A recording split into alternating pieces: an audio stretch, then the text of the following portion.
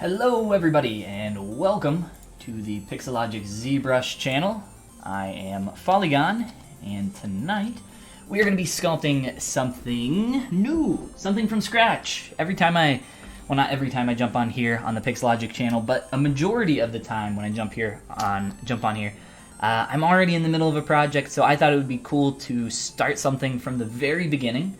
Start up with a sphere and work on a concept by, bam, there it is, by Luigi Lucarelli.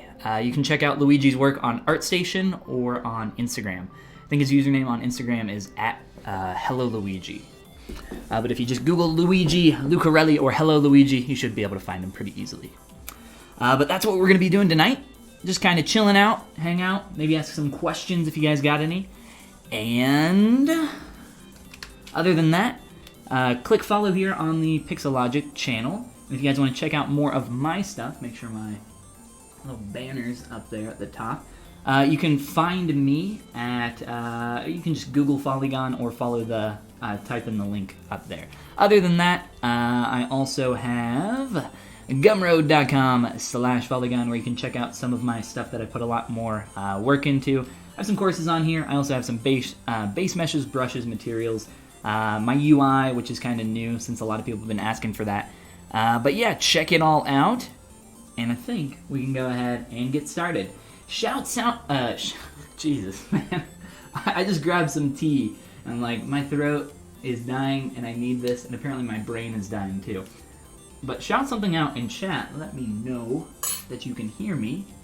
And let me just check to make sure we're going out on all the channels. Looks like we are. And what is going on? Aislinn, how you guys doing? Welcome, welcome. Let me refresh my stream here real quick.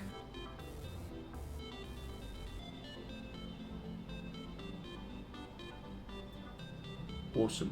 Alright. I believe we are good to go. Cool beans. Cool. Alright, so we're starting up with a sphere. I've already made this into a polymesh 3D. Again, the 2D concept over here is by Luigi Lucarelli or Hello Luigi. You can find them on ArtStation and Instagram. I am Follygon. You can just Google Follygon and find all my stuff. And with that all out of the way, for those of you that are just joining us, Rithon, what's going on, man? How you doing? We can go ahead and get started. So for something like this, I am using the Spotlight tool. It's a great little tool for importing textures, or in this case, a reference image. And I'm actually going to use this. We're going to cheat a little bit. I know, cheating. All right? How could I?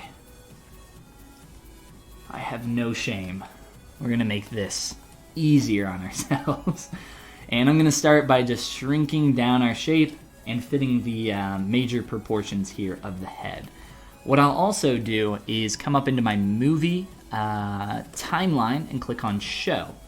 And then once that's done, I can realign my sphere a little bit and just click up here on my timeline. And what that will allow me to do is move this sphere all around on screen. And once I want to get that back to the same view, I can just click back here on my timeline and get that right back where I had it. So I am just going to take some time to match the basic shape and proportion of my head from the front view. Nothing too crazy. But if we look at the side view, obviously some things are getting pretty messed up here. So I'm going to have to use my big dumb brain and figure out what this shape looks like from the profile and behind. So just kind of thinking about some fundamentals like straights versus curves, and just kind of from my experience in creating characters, I'll just kind of pull some info from that. And I think we'll have a pretty easy time creating this basic head shape, especially since we're able to line up a lot of this. Juan, what's going on? And Q Lachey says shout over on YouTube. How you guys doing? I'm steeping some tea over here. We're going the green tea route tonight. Normally it's chai, but green tea, I don't want to stay up all night with that crazy amount of caffeine and chai tea. I try not to drink coffee too often, but I do love it. Alright, what else we want to do here? Let's trim up the sides a little bit. So if you're working from a reference image, and I get this question a lot, but when you only have a single image, you run into issues where you have to make some stuff up, or if the character isn't, in a perfect, let's say, T-pose or neutral stance, orthographically facing the camera, how do you figure that stuff out and get that to line up properly? How do you work with your proportions? For me, I practice a lot by just doing stuff by eye. So then when it comes time for me to align things like what I'm doing right now, it just becomes that much easier. In general, it's not, I would say that the short answer is that it's not easy. There's no easy way around it. You just kind of have to interpret what's going on with the image, pull from your, personal reference library, even your mental library. And sometimes doing some drawovers can help, just getting the mindset of the designer, the original artist. I think from here, we'll play around with just moving this off to the side for a little bit, now that I have a little bit of the basic head shape in here. And we'll probably bring it back a little bit later, but I think it's just kind of getting in the way for now. I just wanted that in there, I think, a little bit for that initial part. So we got the big kind of rounded cube shape, and from here we're going to start working on building that up, probably just getting some more parts and pieces in here real quick. Let's get the neck. Next, we'll grab an insert multi-mesh cylinder. I have a custom cylinder added to this brush so that I can have a creased cylinder. Makes it just a little bit easier on me, a little bit faster. And he has a very thin, long neck. Let's also grab the body. And I'm, when I do this kind of stuff, I try to explain as much as I can, but if I go too fast on something, or if I don't explain something fully enough, just yell at me. Say, hey, go back. What was that thing you just did? Or whatever else. Just say, hey dummy. Hey dummy, go back and do that again. You did that too fast. Doom, welcome back, man. Doom was hanging out this morning over on my channel. I stream over on Twitch/Follygon with an underscore at it, at the end there. Let's see here. I'm gonna base body in. But welcome back, how are you doing? As well as everybody else joining us on Twitch, Facebook, and YouTube. Welcome, welcome. Let's grab some simple ears to attach here, and then we'll start working on the actual facial proportions and everything else. I think we're gonna have to round out a lot of this, but for now I think I'm just gonna leave it before we put in our ears. For the ears, I actually have a custom brush, if I can pull it up here, a custom brush that I made, and it inserts some really nice, somewhat more detailed ears, more realistic, but I also have a toon style of ear that's pretty simple that I use all the time.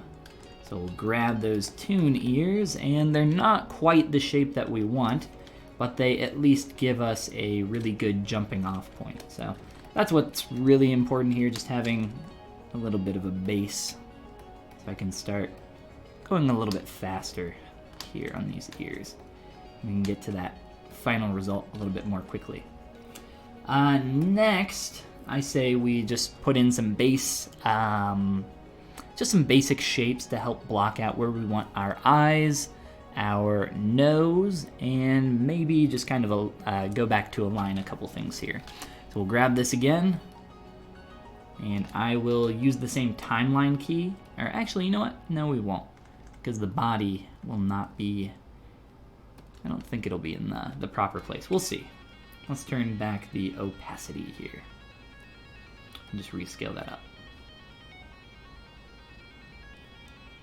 Wherever you put this little hockey puck icon, that's where it will scale from. It's kind of like the transpose tool in that regard. So let's see. Let's go right about there.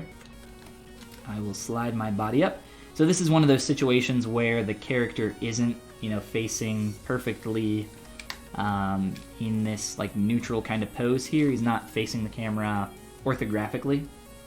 There's some perspective going on, there's a little bit of twist in his body, there's something. So things aren't gonna line up perfectly, and that's okay. So we're gonna have to, figure some of this stuff out on our own. Again, like I said, if you're having trouble, I recommend doing some draw overs in something like Photoshop or whatever 2D program you like to use. I find that to be pretty helpful. But other than that, let's just get some spheres in for the eyes. Looks like our ears could maybe sit on his head just a little bit lower, and we could probably just pull in proportionally here.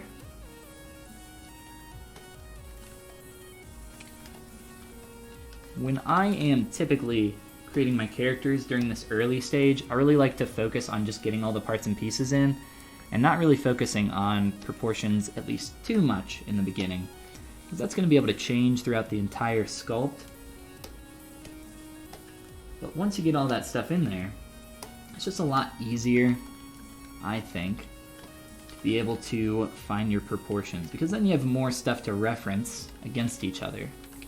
When you just have one head, or one piece of an arm, or whatever that one little part or piece is for you, you don't really have much to reference it against, so it makes it a little bit more difficult. But with something like this, we got a lot of parts and pieces that we need to get in here, and the quicker we do that, I think the more time we can save. So I'll just get a very simple eye in here, and just to get that kind of proportionally where I want it, and then from here we'll go back to our head and I think start working on proportions and just starting to build up the form a little bit more. The eyeballs are obviously protruding from the head. We'll have to do some stuff with the cavity of the eye. We'll also have to just build up a lot of this form around the side of the head as well. Probably a little bit much, but we'll get there. Next, I want to add in just a little kind of break here for the brow. Coming down the nose. And just build up some form really quick, and then I'm just going to carve in along this area. Esteban, what's going on, man? Just wanted to say hi. Well, thanks. Hello, hello. Just found your YouTube channel. Looks great. Well, thank you. Appreciate it, HQ. Everybody else go check out the Pixelogic ZBrush channel over on YouTube. They got a ton of content from past streamers, including myself. Go give them a sub if you have not already. Alright, so I've just taken some time to put in the basic position for our eyes as well as our nose here. And we'll go back to working with that over there. So we have a lot of these objects in, and obviously the shape of our head is looking pretty silly from the side view, but that's alright. Like I said, what's important in these early stages is just getting all the parts and pieces in. It's not so much about, taking the time to get everything perfect right now. I am a little bit of a perfectionist when it comes to clean form, so trust me, we will get there eventually, just not right this second. Gotta take this in stride, one step at a time. So let's continue, I think, just wrapping around the form. It looks like, just based on this very faint line, I can only interpret so much here, but it looks like that shape is actually going up much higher than what I initially thought here, and maybe not quite as much of a break in the surface. So let's play around with that. We're obviously going to need to do some changing back here. I haven't really even done anything with secondary forms for the shape of the head into the brow. I'm thinking, how much do we want to do back here? Let's figure this out for a little bit. Let's just get a little bit of more depth in our Z-axis. And then for our jawline. He's got a pretty square face. So I think we'll just start by using our pinch brush and trying to get some of that in there early on.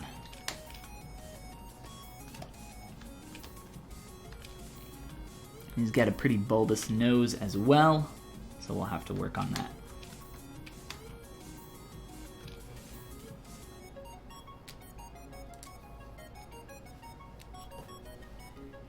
Zacharia, I don't know if we have any mods in chat, but I'm not sure if those got nixed or what. I'm not sure if I have the power to do that from here.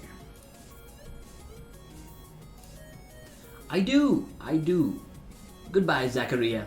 We do not want your eBay links. Sorry. Afternoon. Tuat Tara. Let's go with Tara. Welcome to the stream.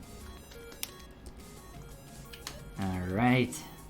So from the front view, things are kind of in the right position, but as we start to turn, we can even turn on perspective, into that 3/4, our silhouette's not really looking super great.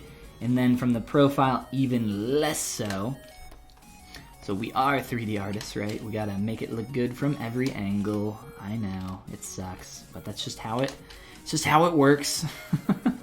So let's take some time to give some love to the profile view here. Start working on this a little bit. The neck is so thin, it's going to be a little bit of a strange kind of connection point. If you've never seen a head in the kind of like Pixar style, typically they have these really thin necks and these really wide shelf jaw lines from the back view. If you can find some reference images for something similar online, should help you out with something like this. Let's see. So it's a little bit, just like ever so slightly rounded on that top portion. I've exaggerated that a little bit just because around the eye socket right here, we're gonna have like this pinch in. Let's see. It's gonna be a little bit of a break right here at the corner of the eye, especially from that 3/4 view. We'll be working on getting some depth, and these eyes will work out a lot better once we get eyelids and everything else in there and start worrying about all that at once. But for now, things are going to be a little bit wonky. It's what some people call like the alien phase. I just call it the blockout phase. But yeah, everything looks bad until it doesn't. Just take your time with it. This phase, like this part of your sculpt is very, very important. It's very important that you take your time and not rush things. It's never a good idea to speed ahead into those secondary forms unless your primary forms are feeling really good. You know what, I think this is going to be a lot more flat through here. The more I look at this, I would like to try to push the depth. I'd like to try to push the depth in the face as much as I can, just because of how flat that kind of feels over here. I mean, that mouth is just a little, you know, where's our damn standard? It's just like a little line in the surface, so I'd like to do more than that if we can. So we'll try to push this, see what we can come up with. Oops.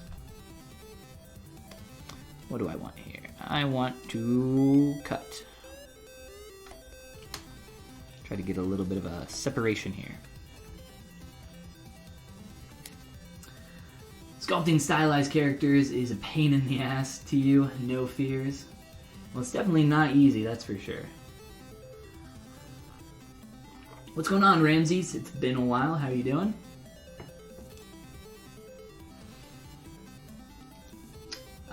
Wish I could sculpt amazing characters. Well, you know, I was in the same place as you at one point in time.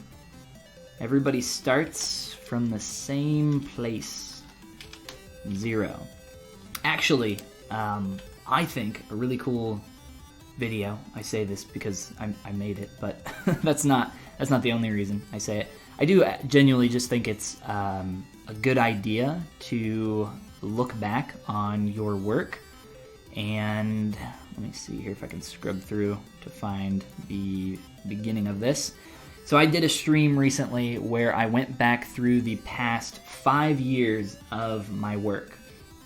And I did this because you often see... Stop playing. You often see, you know, where you are now and where you want to be, and there's this huge gap in front of you, right? And you all... I mean, at least I do, and I think a lot of other people do as well, but you often forget about the gap that's behind you from where you came from. And even if you're starting from zero, I mean, there's still, you know, you can't forget about where you came from. So I spent one of my streams last week going back through the past 5 years of my work and just showing off, you know, some of the progress that I've made over that time. So if that's something that you're interested in, you guys should definitely go check it out. It's just YouTube/Follygon. Actually, here, I'll just snatch this link and paste it here in chat for you. But yeah, like I said, man, everybody starts from ground zero. Every sculpt starts from... It doesn't have to start from zero. It can start from a base. But I think you get what I'm saying. You know, everybody starts from nothing. So don't get too bummed out. I know it can be discouraging, but it does get better. It does get easier. At the very least. Alright, let's block out our jawline, or the basic area of where that jawline is going to be, and continue on here.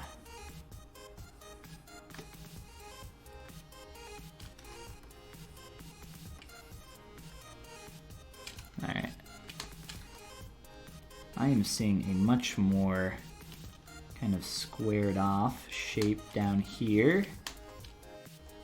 And obviously we're getting really messy, but that's totally okay for this stage. I like to keep it a little bit messy early on. It's very easy to clean up with a quick Z-remesh, as long as we're focused on what's important right now, which is these very simplistic shapes. He almost doesn't have a jaw. The anatomy of this character is almost non-existent. His head is essentially just a pill. Big old pill shape. I would like to try getting some nicer secondary form out of this, if we can. We'll see how far we can push it. If it doesn't work, we can make it more simple. Going more simple, you know, is not the problem with this one.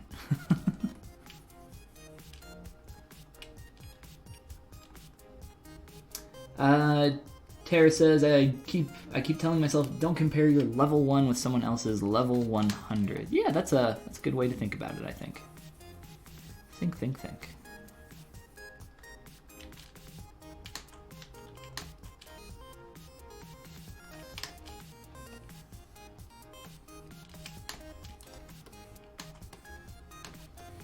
When I started sculpting, I didn't even know of websites like CG Society, and ArtStation didn't exist yet, and I wasn't aware of those websites, so I just kind of hung out in a bubble for a while. I did eventually find some stuff, but those people were like so many miles ahead of me. I never really posted anything. I just kept it to like my own stuff, my own social media, if I did share anything.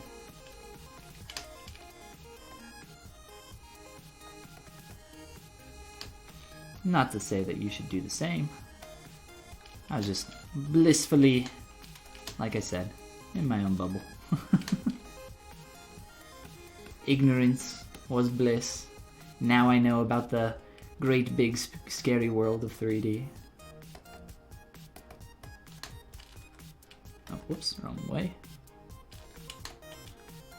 Let's see, I think that nose shape is pretty close. I think we might be getting more depth in the face than what we want.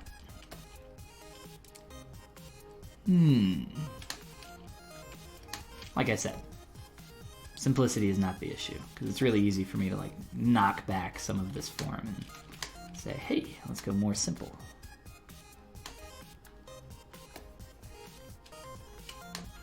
Especially around the brow and nose. Let's grab a trim dynamic and maybe fill in some of this. Or just clay tubes it up a little bit. I'm trying to still keep this really rough right now. Decide what we're gonna do here.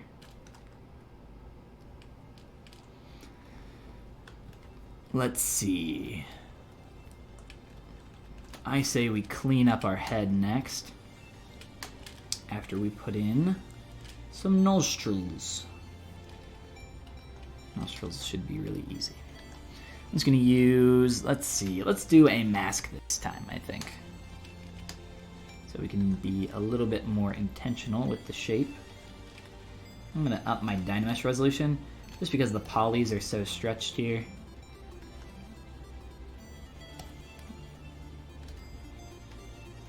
And come on, there we go. Grab a mask pen. Let's see.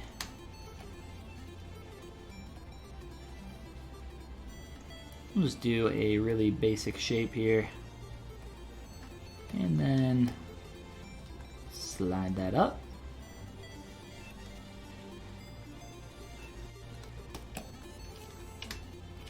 And now this gives us an opportunity to adjust the rest of the form here.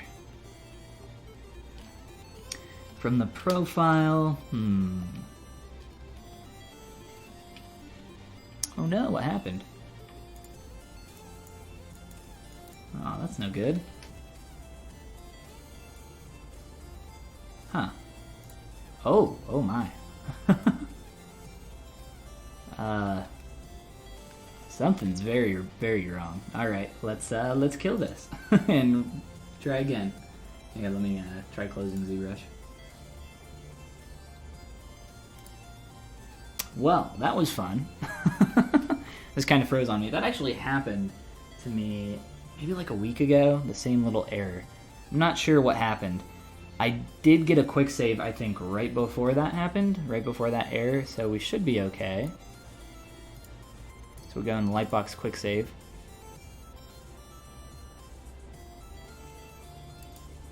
I think we're good. I don't think we lost anything. Yeah, that's like right where we left off. That was... So, I think what happened there was I was sculpting and I like clicked right when it quick saved or something. That's the only thing that I can think that screwed up there. It was just very strange. But welcome everybody. I see that we got some new faces. A bunch more people in here now. Welcome to the Pixelogic ZBrush channel. I'm Follygon, and we're sculpting on a concept by Luigi Lucarelli. If I can get this to load. There we go. And we just had a fun little crash. There we go. Back up and running. That quick save is a lifesaver. Don't know what I would do without it.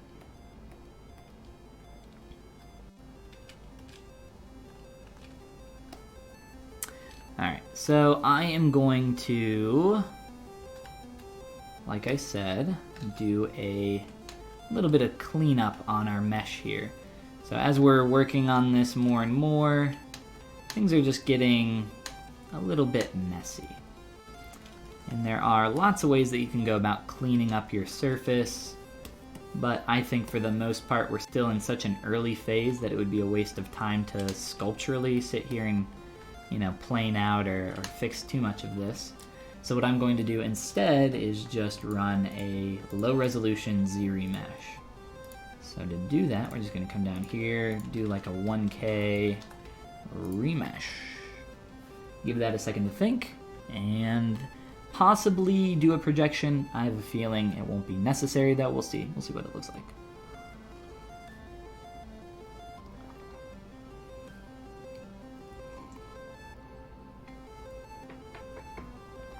All right. That looks As long as that's retaining those nostrils there, I think that's pretty good. So I'm not even going to project any of that information. We're just going to continue on from here. And I'm going to clean up my surface a little bit where it needs it, which is quite a bit of this. I'm not a, my characters and stuff end up being super clean by the end of my process, but for the most part, just sculpturally, I'm not super clean throughout the entire process. I like to play around in the mud a little bit, and it's inevitable that that's going to happen a little. I'm trying to think if... I think I'm pretty happy with just the roundness that I'm getting here, wrapping around the face this way. That was a really bad arrow. And a beautiful mouth. But I think I'm pretty happy with that. We have lost a little bit of the kind of crease connective area around the nose here, but that's really easy to get back in. I think the shape of this nose will probably change a bit from where it is right now. I also don't like when I get this like smooth transition between the lower portion of my nose and my upper portion of my what would be the lip. Here I guess it's just more face. But I like to keep that pretty tight, and this feels just way too thin. Feels very awkward. So we'll work on that more. But let's see up here. How we doing?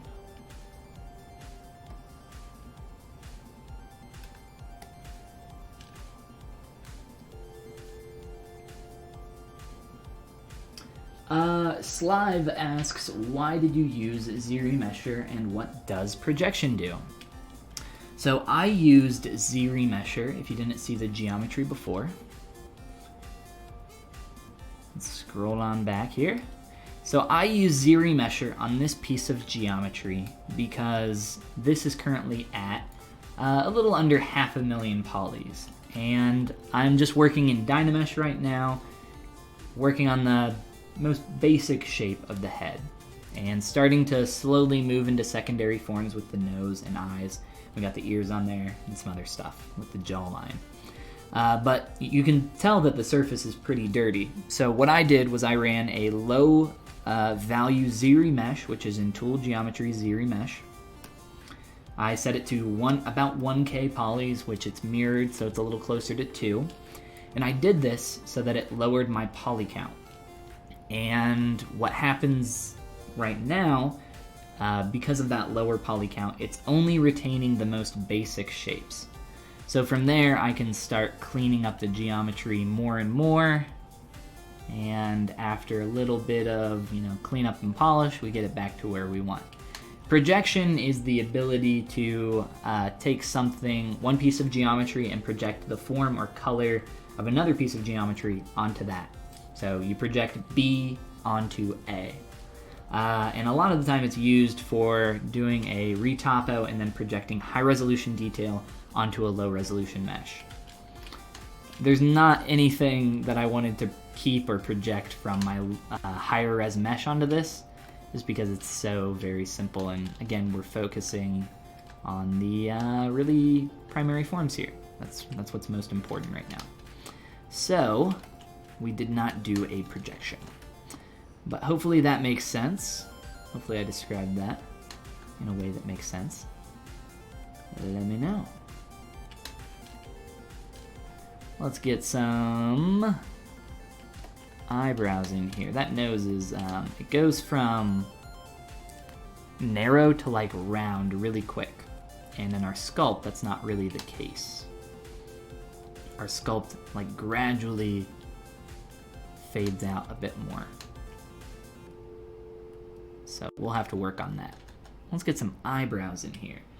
For the eyebrows, I'm going to use a cube tube brush. I use this for eyelids, eyelashes, eyebrows, hair, belts, anything that would require a curve brush. I pretty much use my cube tube brush. It's a custom brush. It's available on my Gumroad, gumroad.com/Follygon. Follygon. It's a pretty simple brush, and there are ways to get similar results in ZBrush, but it will not be as clean as my brush right out of the gate. For instance, you can use the curved tube brush and set the brush mod to 4, and you'll get a similar result, but your end caps will not be flat polygons. They will have a cross-section of topology. It's a little frustrating to work with. Typically, before I made this brush, I would do that, and then I would delete the end caps and then re-bridge the polygons, and it was a very convoluted way of what this brush does in a single stroke. So I like this brush a lot. I use it all the time. Understand, thank you. No problem, man. No problem at all. Happy to help. I think I made these too long. That's right, got our transpose line. For those that have not seen my most recent YouTube video, I went through and talked about all the secret hidden features of the transpose line. I say secret not because, you know, they're actually secrets. A lot of them, most of them are documented. Some of them aren't, but there are some really cool stuff that you, cool things that you can do with the transpose line. Like, for instance, I love using the deformation inflate, but you can inflate with, you know what, that's not a good mesh to do it on. You can actually inflate with your transpose line, inflate and deflate. It's pretty cool. You can just right-click that endpoint when you're on move. But if you guys are interested in all those cool little features, check it out. It's one of the most recent videos over on my YouTube channel.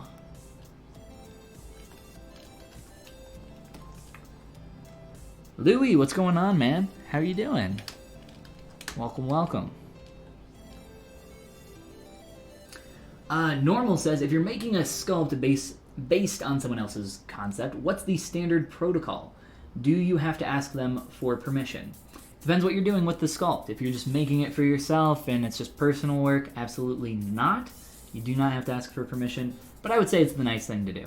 You're never going to get in trouble for saying, hey, do you mind if I convert your 2D image into 3D?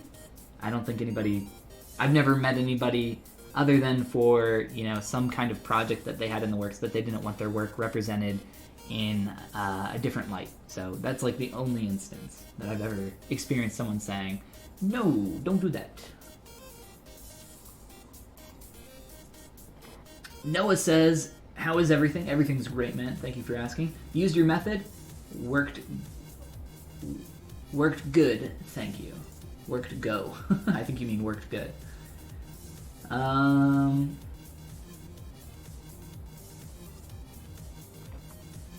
projection, what settings do you change, if any?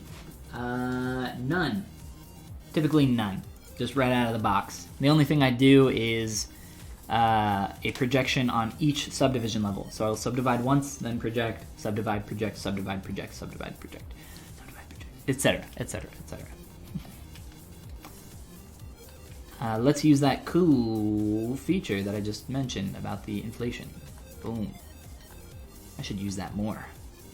I'm always scrolling down in my tool deformation palette.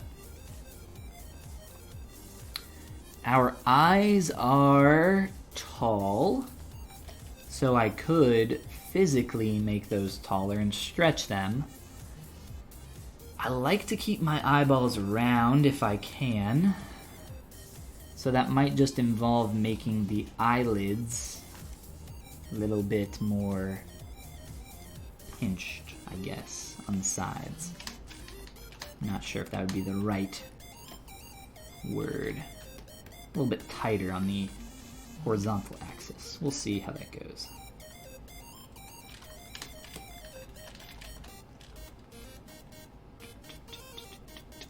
Alright, so for our eyelids, we'll be using that same brush that I just used for our eyebrows. Let's look at that now. So duplicate our eyeballs so that I can just draw right on top here.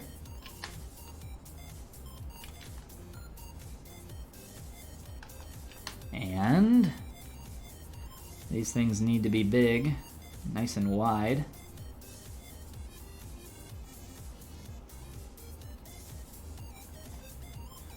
Come on. Oof. Alright. Maybe not. Continue the stroke, please. Keeps poking in there. Being annoying. But luckily, I'm going to be adjusting this a lot, so it doesn't really matter. Let's see. Let's just kind of move this around a little bit. Find out where we're going to want that to live. Eyes are really tough, so make sure you guys spend a lot of time on them. Super important part of your sculpt. Super important part of just characters in general. It's your face is the first thing that everybody's gonna look at, and your eyes on your face are the first thing they're gonna look at in your face. Let's do some masking here and try to get a little bit of a better curve. Kind of a terrible angle. Let's get that to like wrap around the eyeball a little bit better. And I think we need some more depth here on the inner portion of our eye. So let's try to get that in there. Just kind of push it in a little bit with my move brush until I can see more of my eyelid.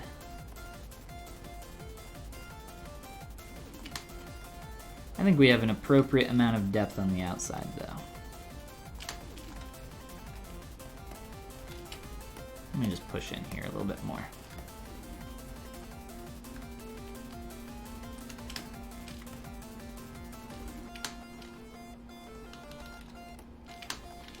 And then for this part of our lid, I typically try to get this plane, the one that's facing us here, to be facing, what would it be, perpendicular, I guess, to the center of your eyeball, or parallel with the center of your eyeball. If you were to draw a line out from the middle of your eyeball, I want that edge to, I want that edge to meet that line, be aligned with that.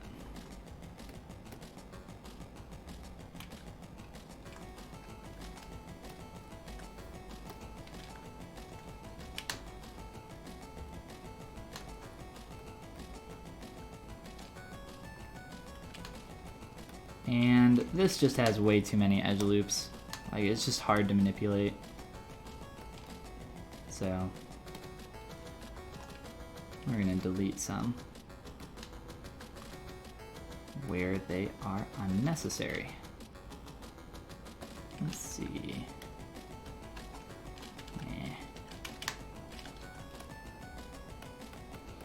Continue to move this around. Get this thickness feeling better.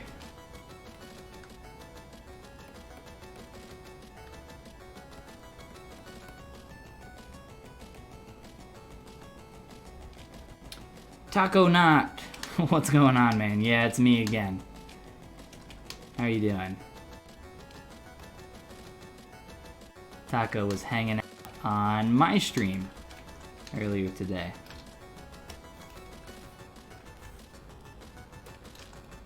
We were working on something top secret. Don't tell anybody, Taco. It's just between you and me. What are the hotkeys for Dynamic Subdivision and Solo Mode? The default hotkeys for Dynamic are just D and Shift D. I haven't changed those. And my hotkey for Solo Mode is a custom hotkey that I set up, which is just the G key. You can hold Control and Alt, click anything in ZBrush, and it'll let you put a hotkey in for it. Just Control, click, and read up here in the top of the screen, it'll say press any key combo. And then you can do that, and it'll open up that thing for you. Or activate that feature for you, whatever you're doing. You can even do it for menus, which is why I have this custom menu following my mouse from time to time. I'm just pressing a hotkey on my keyboard, and it opens up this menu. Once we are a little bit more happy with the shape of our lid here, I will duplicate it and rotate it around for our bottom lid.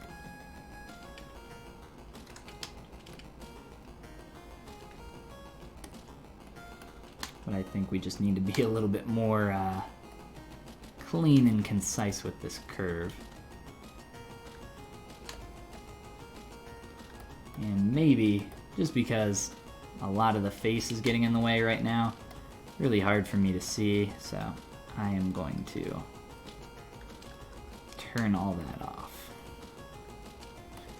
And this is a pretty rounded eyeball. It's even taller than it is wide, which is not common. But for this, we might have to change the way that we're gonna do this lid. I'm not really sure yet. Let's also rotate our eyeballs out just a little bit. Your eyeballs are never looking perfectly down the Z-axis. That's always very, very awkward. I think these eyes are gonna have to be huge, or they're gonna have to be pretty flat. So, I say we try to make them a little bit bigger before we go straight for the flat eyeball.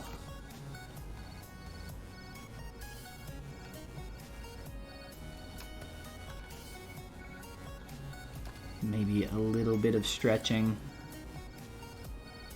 We might have to do it. I like to try to keep them round. Sometimes it's not always possible, though.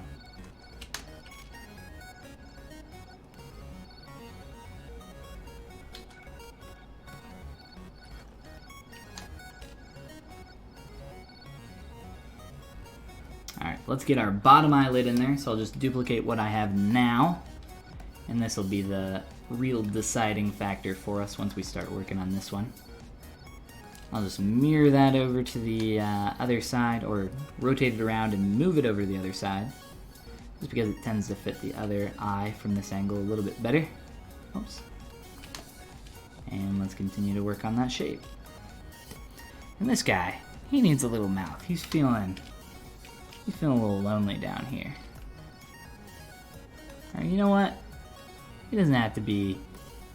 You know, we can give him a... You know what? Here. Give him a little cheeky V grin. It's always a good one.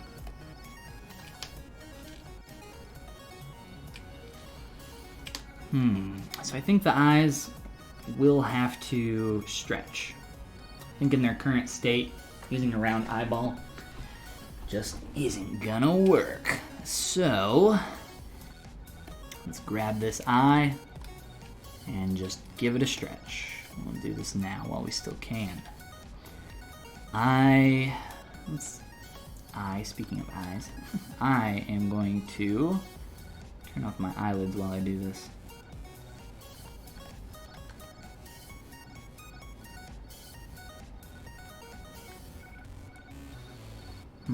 How do we feel about flattening that?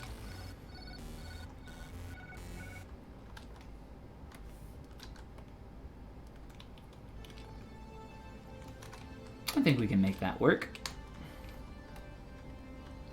Especially after we adjust the actual rest of the head to fit in here.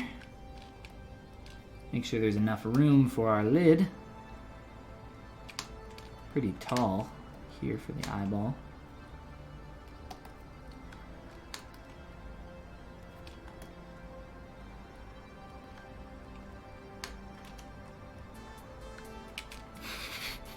Yes, Louis, that is the exact face that I was thinking of when I did that.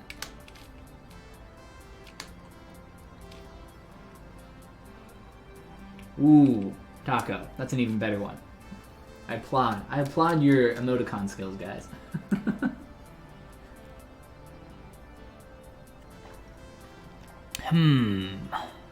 Let's see. Might need to go even a little bit taller.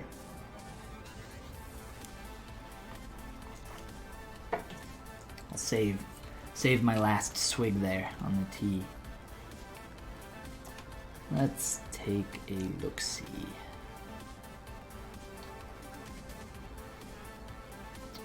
I do think we need to go taller. And possibly, just to make room for that, kind of plane that out a little bit, soften that transition. I'll just slide this down preemptively. Let's see, that actually looks a little bit closer. He really doesn't have too much of an eyelid really going on here, but if I can get a little bit of a raise up and then just merge it into the head and clean it, I think we'd be in a really good area to progress from there. Can definitely see a little bit of the lid up there. There's definitely some line indicating form.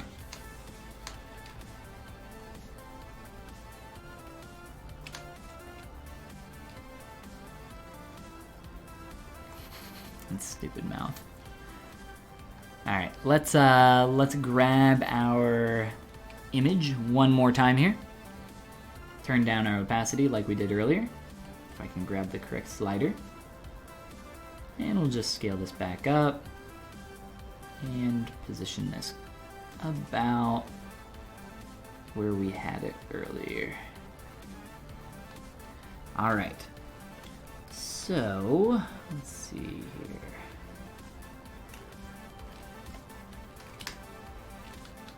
Let's maybe tighten up some of the shape a little bit. Obviously, there's a little bit of an angle here in the image, so I'm not gonna mess with that too much. Oh, our eyebrows are way too low, aren't they? And this one kind of fits the size, but the other one looks a little bit bigger, so I say we just maybe meet in the little bit in the middle there. Maybe it's more of a length thing.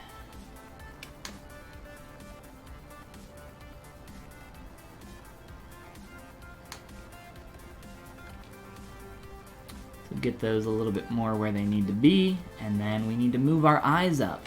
The problem is that we have eyes and eyelids that are in separate subtools. So to make this easier on ourselves, I will use the Transpose Master, which is located in your Z plugin under Transpose Master. And I will grab everything here. Whoops.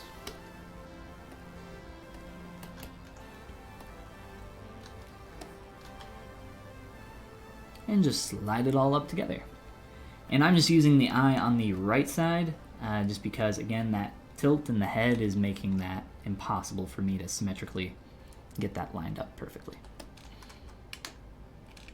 And then I think I'll just slide up here on that cavity or brow ridge. And maybe we could make some changes to the ears.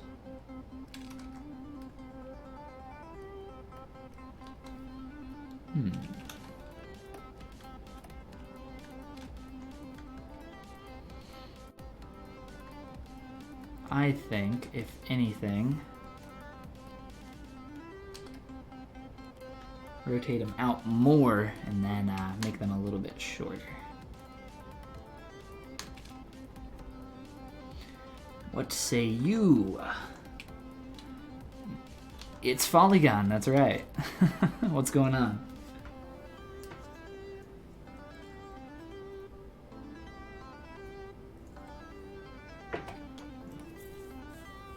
Last week I was Michael Pavlovich, if you guys were here. The stream didn't get updated in time. People were telling me that it said Michael. I don't think we really look too similar.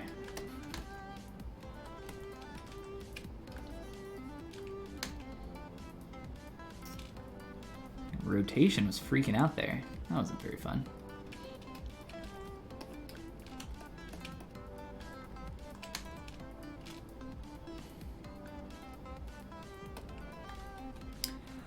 Let's see here. Let's head back out to our subtools. That'll readjust all of those at once. Whoops, trying to turn that off. So that is now positionally in a little bit of a better place. I think I'll do, whoopsies, a little bit of a shirt next. Just so we make sure, shirt and maybe like a quick blockout for the hair, so we make sure we have all the stuff in the right place. That should be pretty easy. Down here for the shirt, or for the body, let's see, let's add some subdivs, and I'm just gonna combine this neck and body together. Just merge these, do a quick Dynamesh.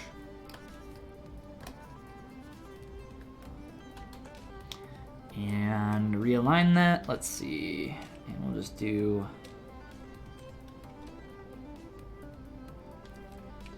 a quick little shirt. So I'm using masks here to essentially block out where I want that shirt to go. Then you can use extraction. Typically, I don't waste time with the extraction tool because I get too impatient with trying to figure out the thickness that I want. So typically what I do is I just polygroup it after masking with Control W, and then delete what I don't need and just extract it myself manually. So that's just like a little cheat code that I do myself, but you guys can feel free to use the extraction still. Next, just to clean up my edge loop, group loops, so that when I run a Z-remesh really, really low, ZBrush doesn't destroy my geometry. I want ZBrush to play a little bit nice here.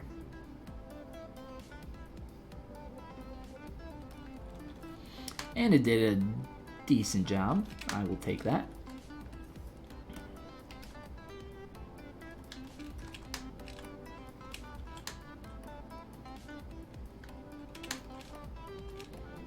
And there are some like weird points that aren't creasing maybe the way we want, which is fine at this stage because I am just going to extrude all polygons, and now I get to kind of manually choose, you know, exactly where I want my thickness to be.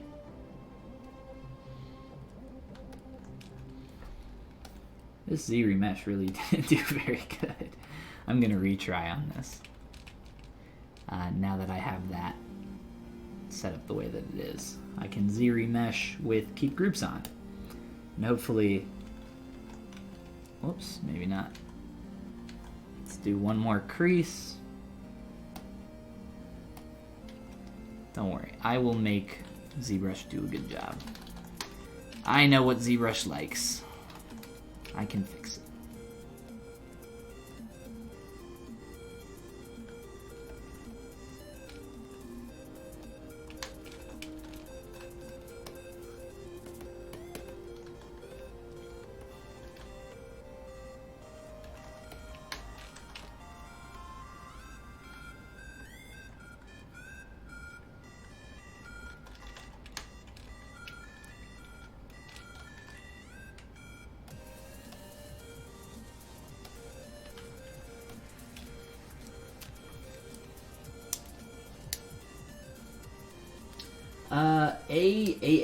Welcome to the stream. Says, hi, first time here. How would I go about creating characters like Sentry Studios Polygon characters? I'm a noob. I'm not familiar with the Sentry Studios Polygon characters. Maybe we can do a quick Goog.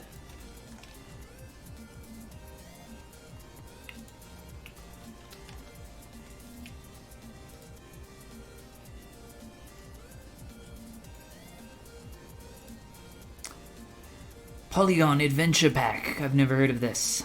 But it looks like it's pretty much all just low poly with some really simple texture maps on it. I'd probably just poly model this stuff. Whether you do that in ZBrush or not is up to you. But pretty fun. Yeah, they're pretty simplistic characters. Very low poly. You can probably, well, these are pretty specific, so you probably wouldn't decimate something like this, but probably just polymodeling it. When I resize or translate something, I have a different looking gizmo thingy compared to that line thing you see. How do I switch to using that? That is the transpose line. So it sounds like maybe you're a little bit newer to ZBrush, which is cool. Up here, you got move, scale, and rotate, but you'll notice that they're all the same when you're using the gizmo. So to switch to the transpose line, you just click this button, and it'll swap between the two. What I recommend is checking out my most newest video, Secret ZBrush Features, oh my, where I go through everything that you need to know. Actually, I go through more than you need to ever know about the transpose line.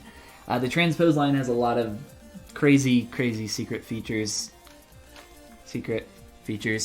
I will share this in chat for you guys to check out. I highly recommend it. The transpose line is incredibly powerful. It's just a matter of getting to know it. It's a pretty crazy tool. I've just been using it for so long that I am used to it. I know for people that are new, when they see this thing, you're like, what the is that? And how do I use that? How the hell am I supposed to ever use that?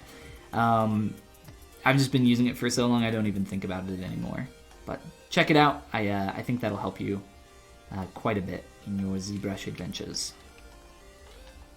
And I am deleting geometry right now because there's just way too much.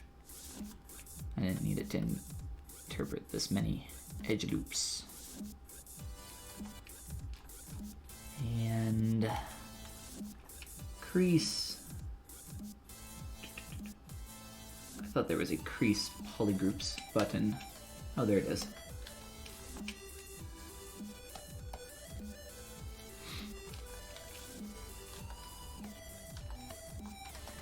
All right, so we got our really simplistic shirt. Remember I said I use that cube tube brush for like almost everything? I could use it right here.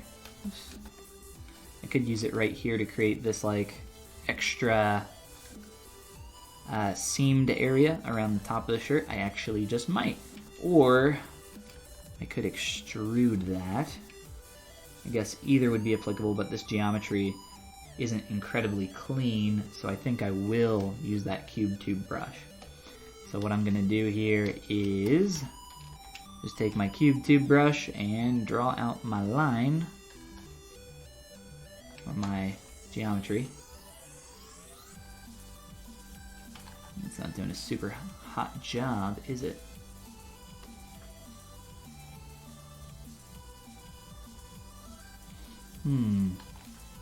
I can cheat this quite a bit, actually.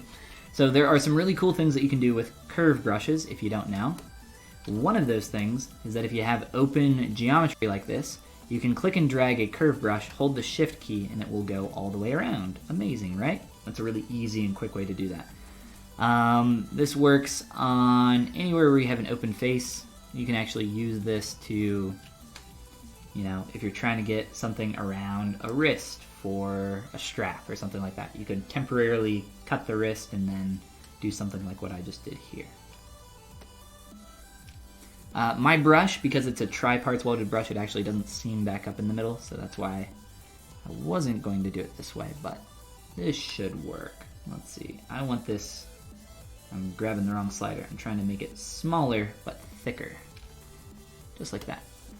So the way to get around this not welding in the middle is to take this geometry. I'll just scoot it over to the left ever so slightly, just like barely at all. And then I'll run a mirror and weld function. And now this is all, you know, sealed up here.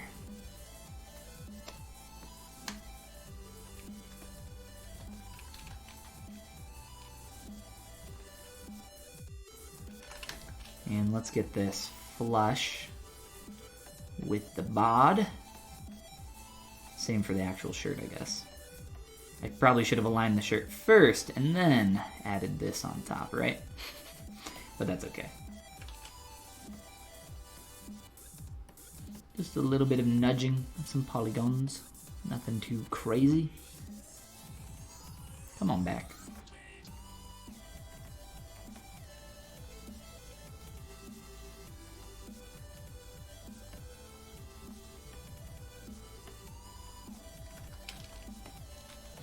And I'm just going to use move backface masking very quickly. Fill that in. Hey, and there we go. We got our little extra seam piece up there. No problem, Ravy. My pleasure, man. For the neck, instead of just having this as a tube that slots on right up there, let's get a little bit more form here, so I'll just fill this in based on what I'm seeing there.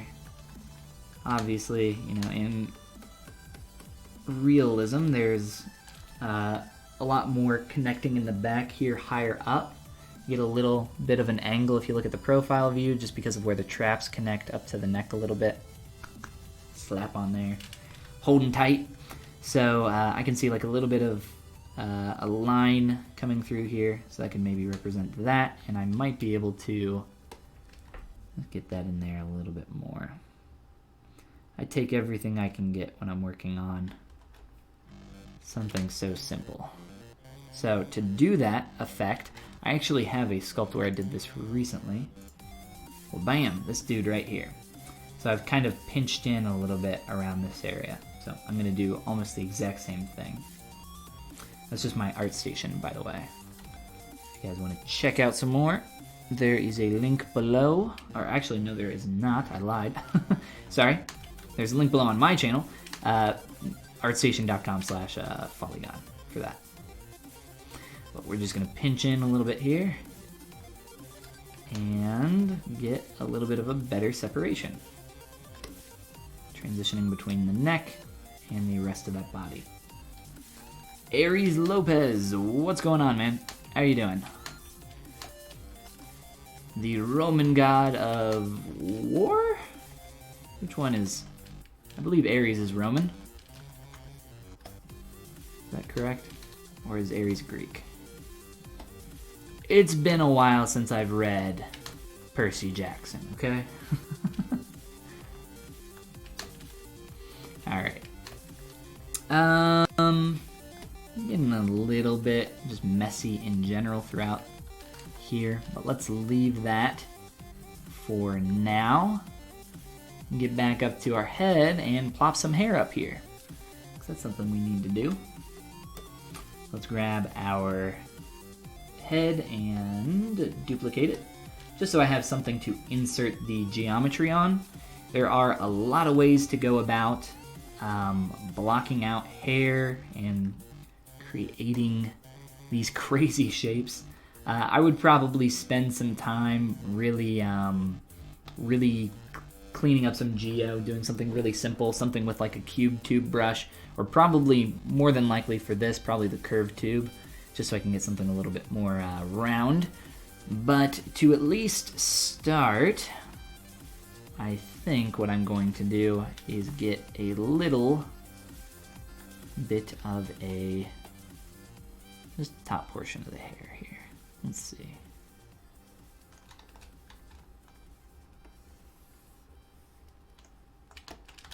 So his hair is pretty high up on his head, so instead of probably putting that up so high, I'll probably square off the front of the forehead a little bit more so it doesn't feel so awkward. This is why it's so important, like I mentioned earlier, to get all those parts and pieces in early on, because it really does help you figure out the proportions for everything else. And then for the rest of this, obviously, we don't want his hair going through his ear. That doesn't make any sense. So we will turn on transparency, make sure that that's good there. Looks fine to me. We'll just fill in some of this. And then again, you can use the extraction method, which I think we'll do just to make sure that for those that are a little bit newer that don't know what that is. Extract right here. By default, it's a little bit thick, so I will set this to, I think, 0.001. And click on accept.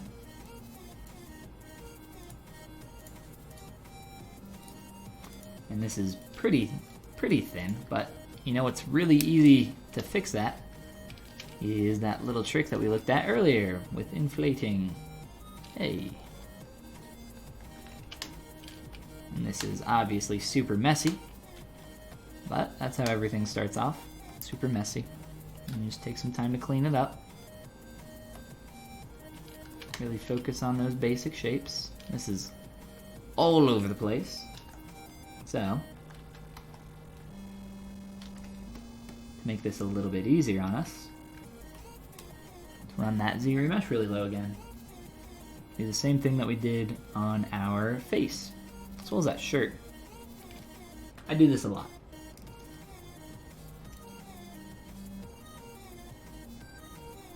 That probably simplifies the shape a little bit too much, which isn't the end of the world, but doesn't make it super clean. Let's try just a little bit of a higher res, like 1K or so. If this doesn't work, I'm just gonna step back and we'll just leave it how it was. Actually, you know what? Here, let's do that, actually. We'll stick with the thick, grody hair, because what we're going to do next is mask off this outer shell and start shaping up our hair. I'm gonna turn off symmetry and just start pushing and pulling all this stuff around into this basic shape. Just to fit the most basic form here. Start off from the front view. Obviously, that feels super crazy and silly, so we're gonna have to do a lot to fill in a lot of this information. His hair is all over the place, and we just want to get something started here. So let me just fill in some of this. Just using a clay tubes brush. Start getting some more volume in here. And if your polys are getting super stretched like mine are, that means it's probably a good time to start dynameshing. It looks like most of this is swooping back, and it honestly looks like, here, we'll take this guy, flip him back over here, scale that. When I start on hair, I typically do something pretty similar to what I'm doing right now, where I just get the basic shape in Dynamesh, and then I can come back later and start cleaning that up more. So just fill in that basic silhouette. Let's run a Dynamesh. 128 should be good. We don't want to go super high res here. The lower the better, honestly. The important thing is to not get caught up in trying to make this look great right now. That's really not our goal. Our goal is just to get these most basic primary forms. Like I showed you earlier, cleaning up your geometry is pretty easy. Making it look good though is not. Takes some time. So let's take some time to push and pull some of this around and get this a little bit lower on the forehead, just from the front view here. And then after we get some of this kind of headed in the right direction, I will show you what I do for kind of next steps in this kind of thing.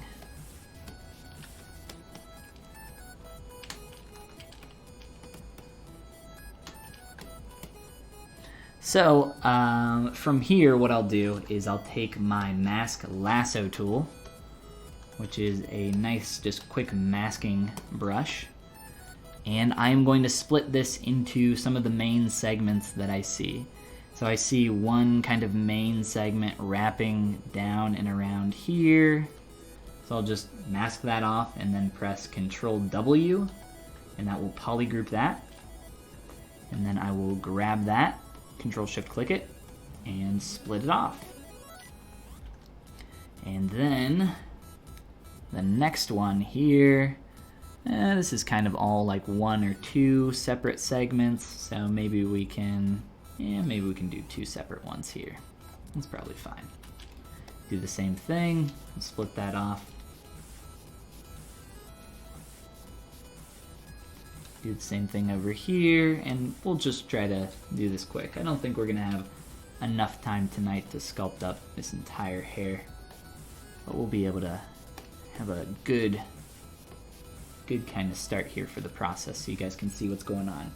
So after we get that all kind of split off into the different sections, I'm just gonna Dynamesh. Again, I'm not super worried about this looking great, more so just about getting it into these different separate segments.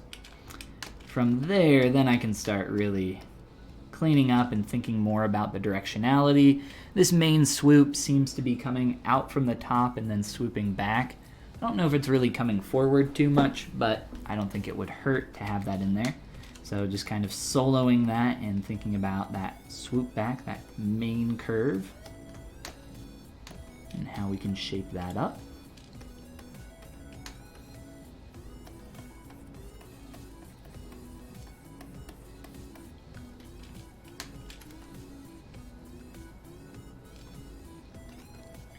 And let's see, let's try to do one of these like pretty clean, just so you guys can see the full process, and then maybe we can leave the rest a little bit junky and then go back to our face for a little while.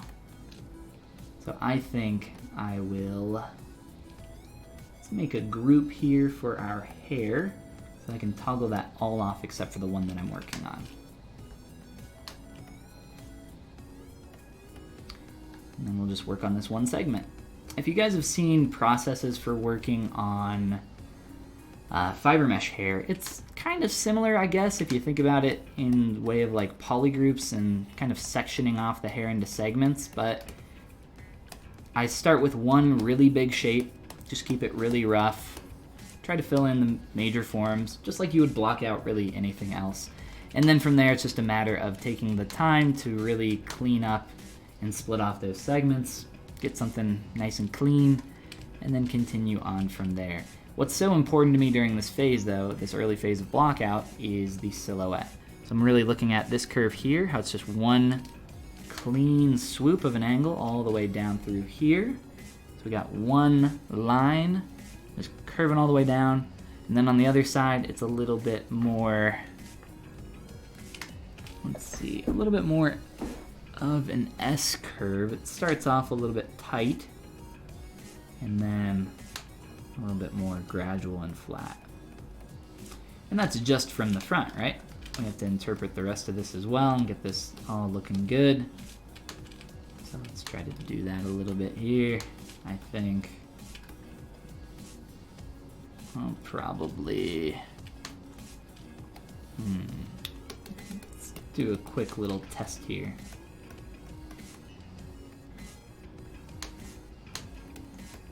Just for this segment. Get that flowing in the right direction.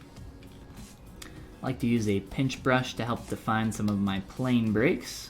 So you might find that a little helpful for you as well.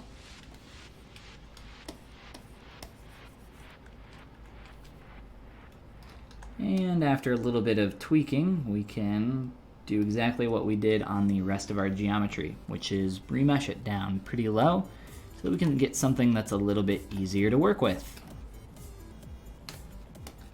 And this is a pretty crazy shape, and I think, you know, from the front, we're starting to match the silhouette a little bit closer, but there's still, you know, if we wanted to go for 100% accuracy, there'd be quite a bit of work to do there. And then we still have a bunch of junky hair that I think we need to do a lot of work on if we want to get that up to a more finished level. I would also start rotating these back quite a bit more to work on our just silhouette from the profile. I wanted to mainly build that up from the front so we could fit that silhouette and then go from there. But let's see here. I'll make this one the top part of that group. If you guys don't know how to do this, you can create start groups in ZBrush. Let me delete this old piece here. And they essentially work like collapsible folders at this level. So for instance, if I have the body here, I can click that icon and make a start group for all of these subtools. And I'll make a new one here so that when I click this eye icon, I can toggle all of that off at once. I can toggle it back on really quick. pretty nice for just toggling stuff on and off. And then you can just click again to delete those start or end groups. My subtools aren't, you know, I don't have a ton of subtools right now, so I'm not super concerned about it. I think it's fine. But I will do that for our hair, so we don't get super distracted here while we go back to our eyes. I say we do some more work on our eyelids.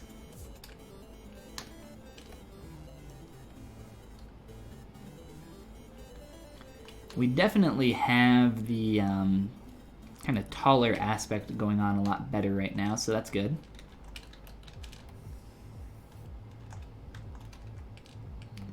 Depending on how quick we can do some of this in the face, we can maybe go back on up to our hair.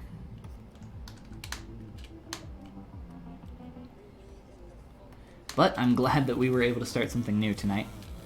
That's the thing that I get asked about the most when I join up on the stream. Normally I'm in the middle of something, everybody's like, hey, I want to see the beginning, I want to see how you started everything. And if you are joining us a little bit late, no worries guys, everything gets uploaded on the Pixologic ZBrush channel from here on their stream. And everything from my channel also gets uploaded on mine when I stream.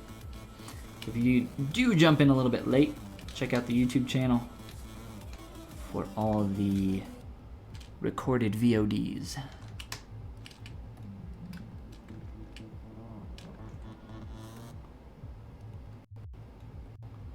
Let's pull this shape all the way through. I'm going to be blending that. It's getting a little bit too thick there.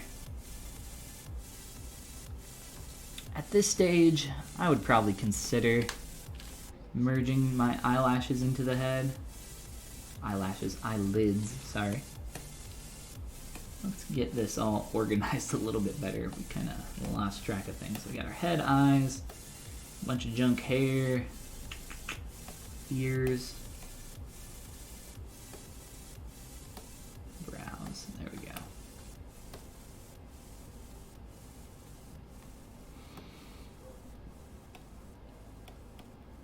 Much better. All right.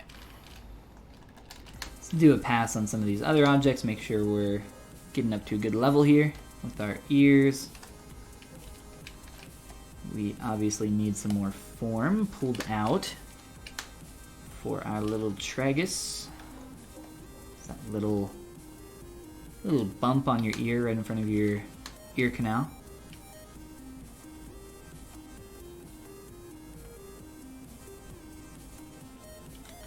He's got a long one, much like his ear shape there. Pretty interesting ear shape.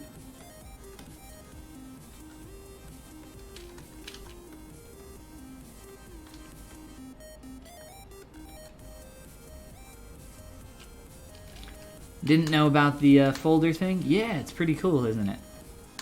They're not really folders, they're, yeah, they're just start groups is what they're called, I believe.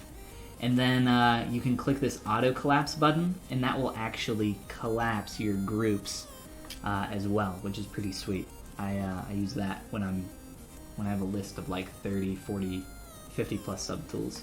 Once it starts getting a little higher, we only have like 13 right now. It's nothing. Nice and easy to work with.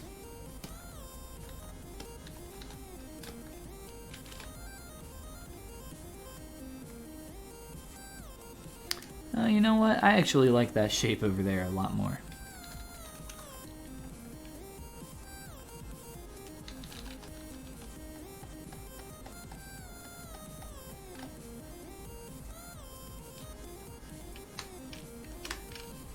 I am just going to fill that in and close that gap, because why not?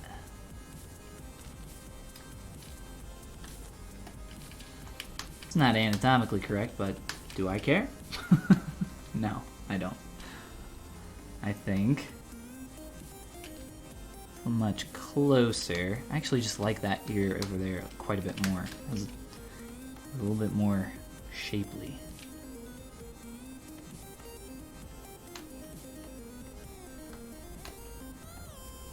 His ears are just drawn a little bit different from one side to the other. I like the one on the other side. a bit more.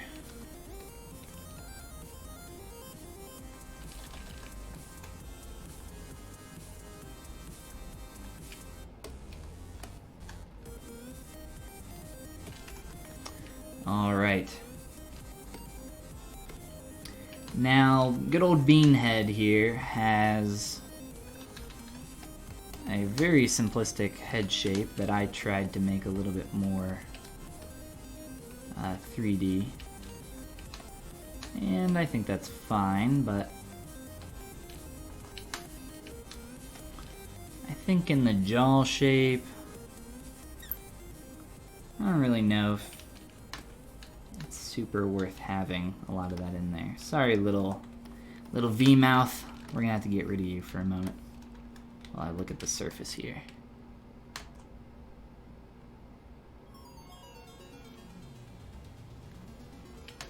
So he's got like a little bit of blush going on here. So what I'm going to do is say that is where his cheekbone is, maybe. Use that information to hopefully figure this out a little bit better.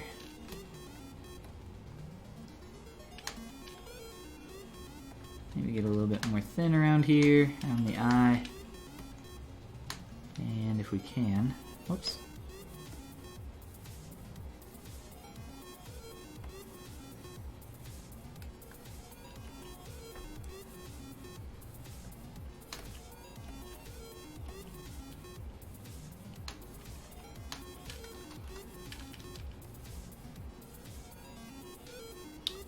He doesn't really have much of an eye socket, I wouldn't say.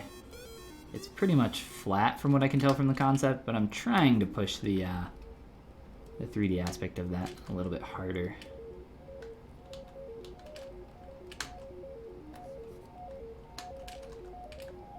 What would be the fun in just making it flat? It'd be easy. But damn it, we don't want easy. We want it to look good. From all angles.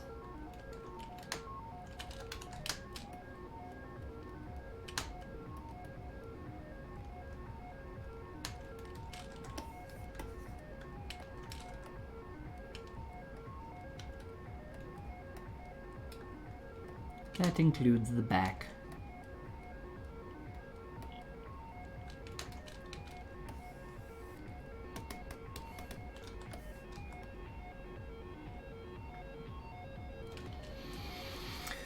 Oh, what do I want to do back here?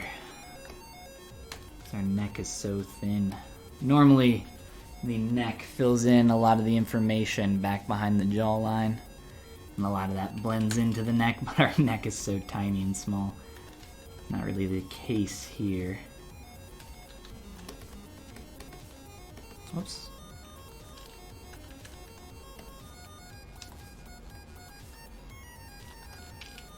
We're gonna hop into transpose master. Hold on, let me turn on all our crap for our hair. I'm gonna go into transpose master. And then we're gonna slide everything for our body and hair back. Our body and neck back. And maybe slide our head forward. I mean, either or, it really doesn't matter. They both get the job done. Go right about... That looks pretty good. We'll do that. T-pose back.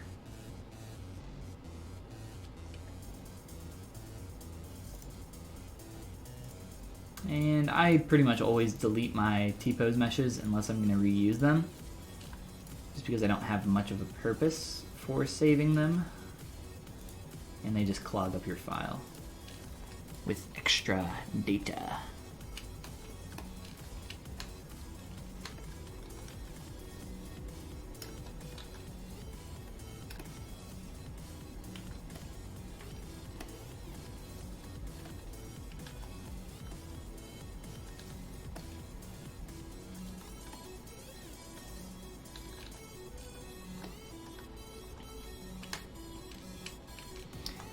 let's try figuring out this jaw a little bit more. Right now it's pretty junky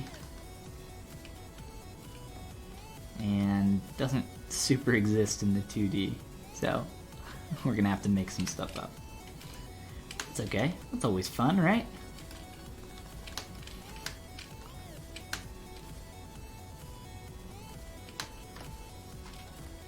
Let's see. I'm gonna mask that off and squish it. And this line here is just super tight, which is okay, but I think I would prefer it if it were a softer transition. Just kind of round it into here a little bit. There's like a little bit of a soft transition. Still feels like more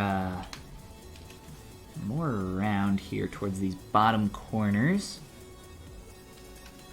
I think we need to square or flatten this out a little bit more.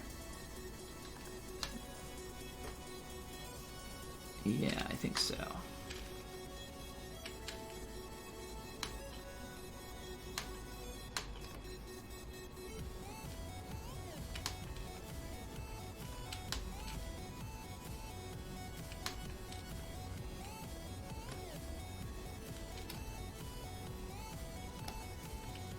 Round out all the things.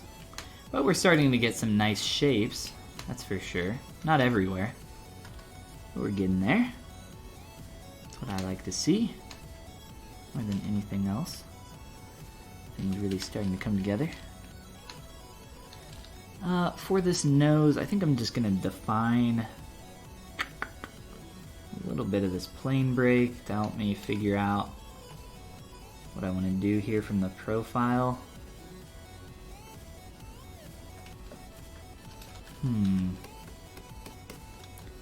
Might be just squishing this up a little.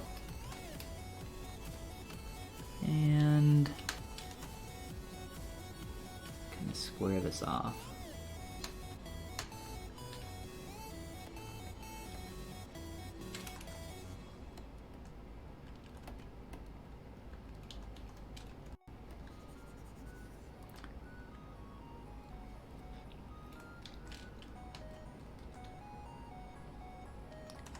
I think a lot of my issues here are just with how narrow some of this stuff is.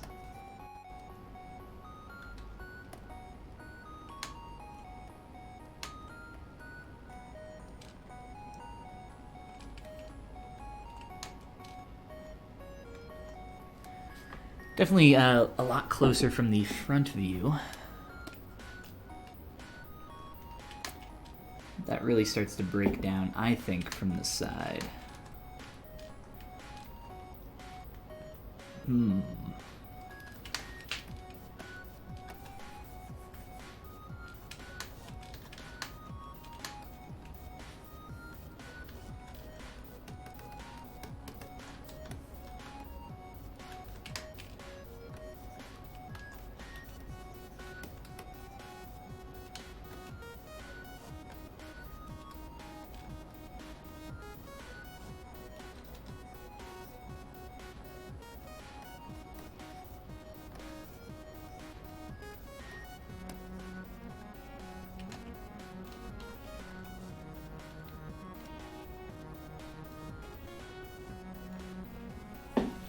This is the kind of stuff that I obsess over.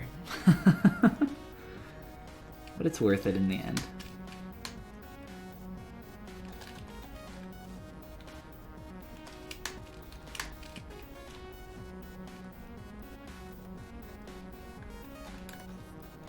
So now we're getting a little bit more of a clean sweep up through there, which I greatly prefer.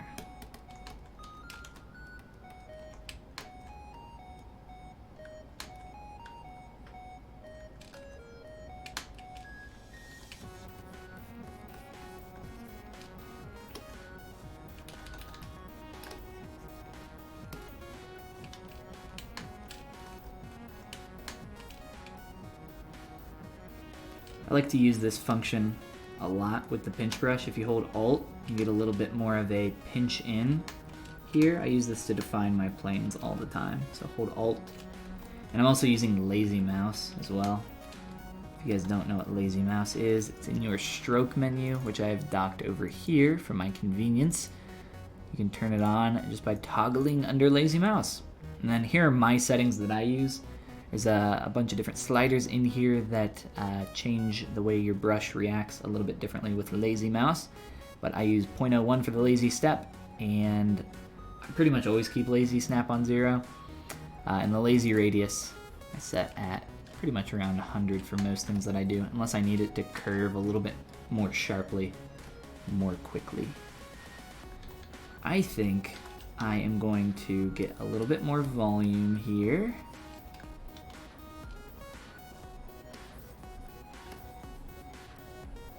It's starting to feel a little flat. It's a little bit more rounded here as well. Kind of all around. All around, more round. And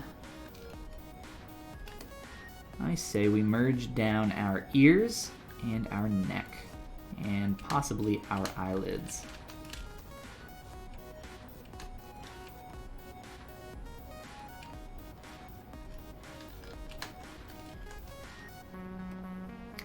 I wanted to move the forehead forward a little bit more, just because it was feeling like it was sliding back really far. This definitely helps. And it will definitely help with the hairline once I turn that back on. Let's see, where are our ears? We have subdivs. Just delete those. And we'll do a quick Dynamesh here, make sure this is all working.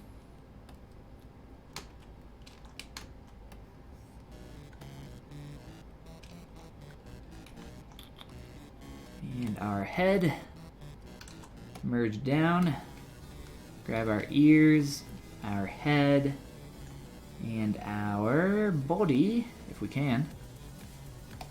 We'll get all this stuff in one subtool here.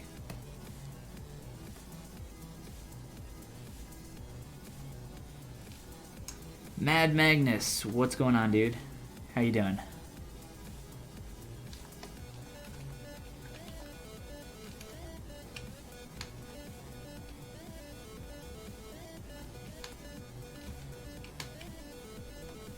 I'm sculpting a jelly bean of a human right now.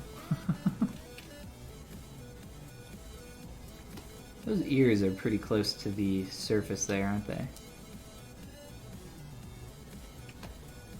Meh. That's fine. We'll leave them. But we can do a little bit of blending between our ears and our neck. Well, not our ears and neck directly, but our ears, head, and our head and neck.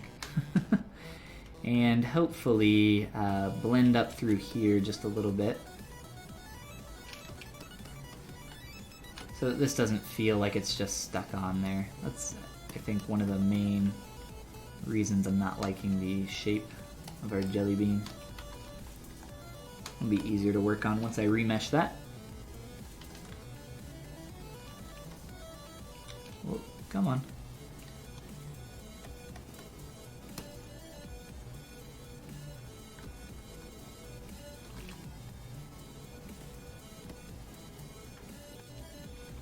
I'll leave that for now.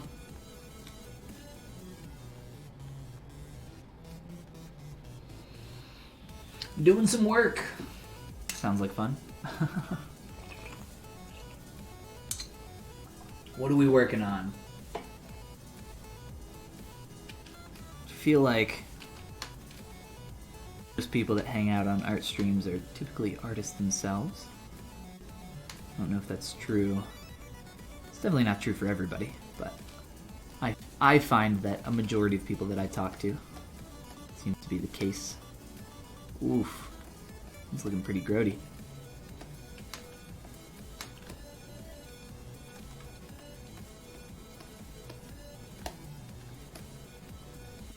We'll remesh that in a little bit. our eyelids could use a little bit more TLC.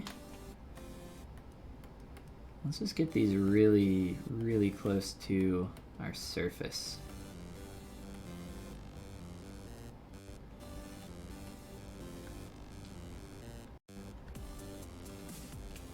Let's say something like that.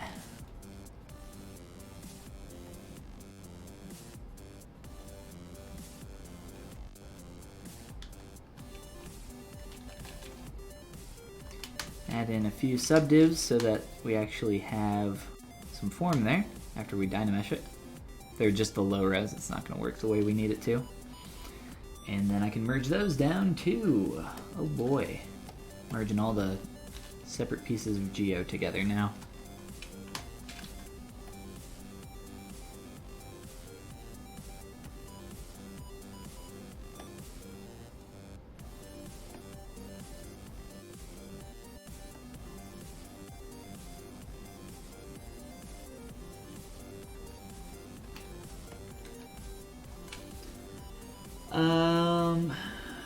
Doing some high-res stuff for Royal, or Realm Royal. I think that's the sequel to Clash Royale, or Royale. Maybe it's not. Maybe I'm thinking of something else. Got you in your bud. See what you did there. Digging your shapes. Well, thanks, man. I appreciate it. Pretty much all the stylized stuff. That's all I do. Nice clean shapes.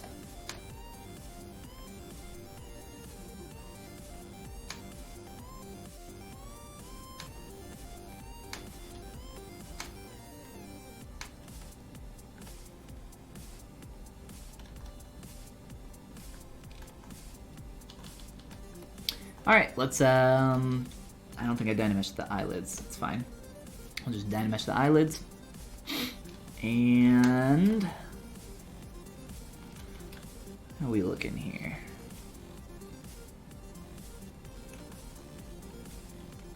Let's go ahead and do a remesh. I'm not even going to use polygroups for this remesh. Totally fine without it. It's not super necessary at this stage, I don't think. Oh, I don't know. We'll just aim for the default 5K. No.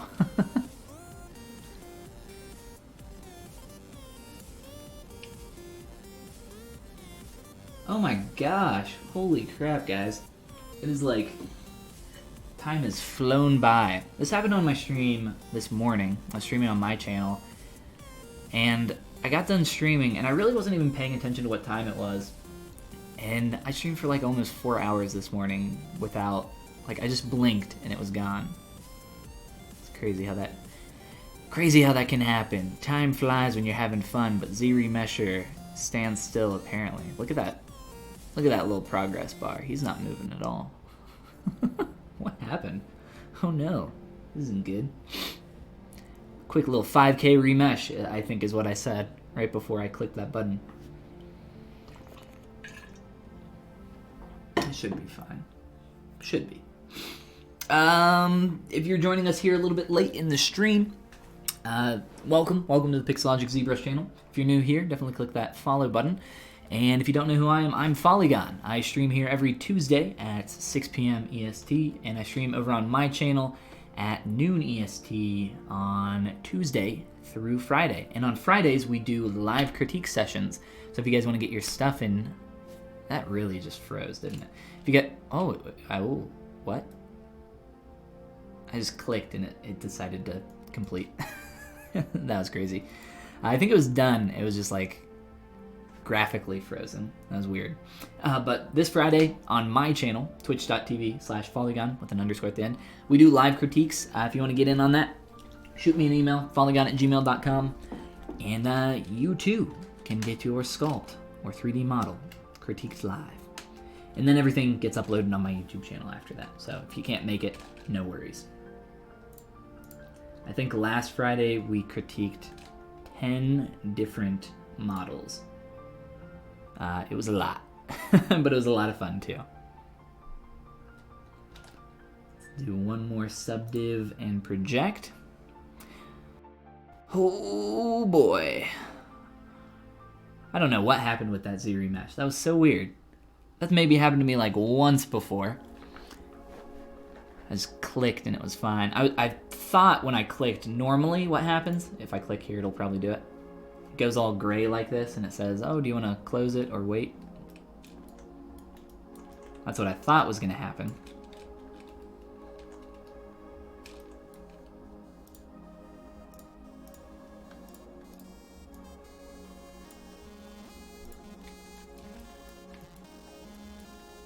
All right, now we're going to go through and clean up some of the poopier surfaces. Very technical term.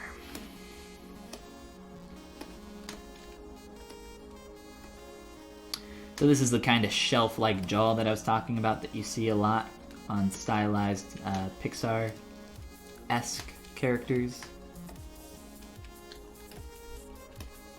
Really anything kind of similar to what I'm doing.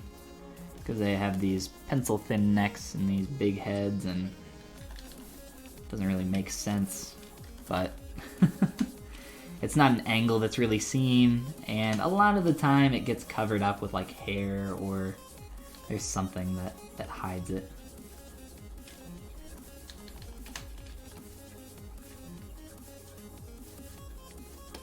Alright. And clean up some more transitional areas here that we just dynameshed together. Right around that here. And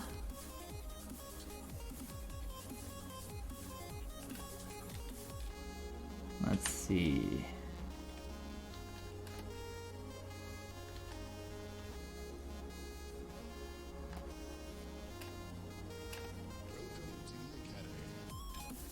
Look at that eyelash. It's just like this little loop right there. Not much of anything, really.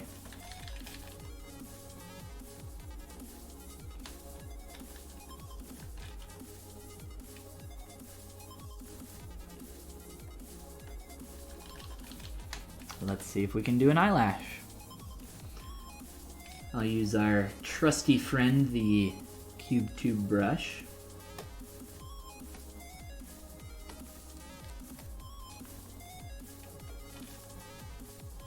Available for one whole doll hair over on my Gumroad.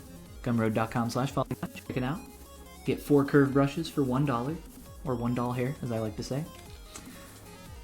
Oh, that's way too thick. We gotta turn our draw size down. And we'll make that work.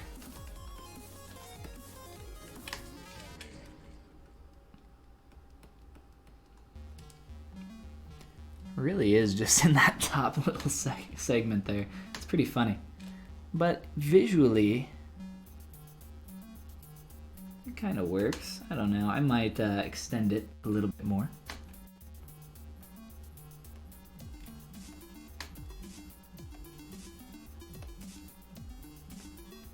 What time is the critique stream? It's on Friday at noon Eastern US time, which is -5 GMT, which is when the sun is highest in the sky. No, I don't know. That's all I got. This time of year, probably not.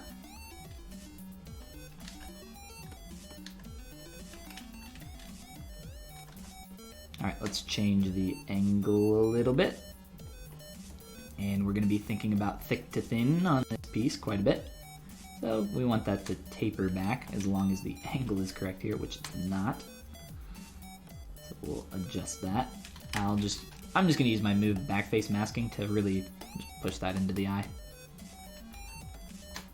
A lot of the time when I'm doing eyelids or eyelashes, I will just keep a flat plane while I work, and then I'll extrude it after I shape it up, because it's a little frustrating to work with something three-dimensional when you're really trying to get a nice nice like thick to thin, and think about these different planes of the shape. Ooh, come back. It's like basically all this slash is though. Pretty simplistic.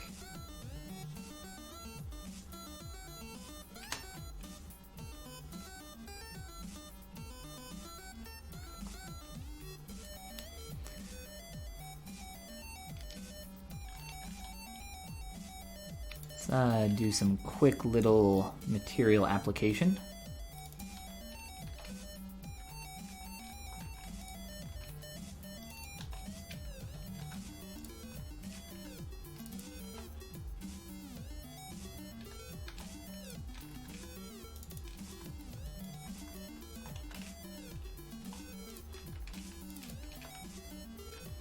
Just sampling some quick colors here. Oops. Typically when I poly paint stuff, I'll use like a really low RGB value. Whoops. And just kind of apply this very, very lightly. I want to go a little bit darker on the face, I think. But let me just get in some of the little blush here in the cheeks and the tips of the ears. And let's just do a gentle kind of pass here on everything.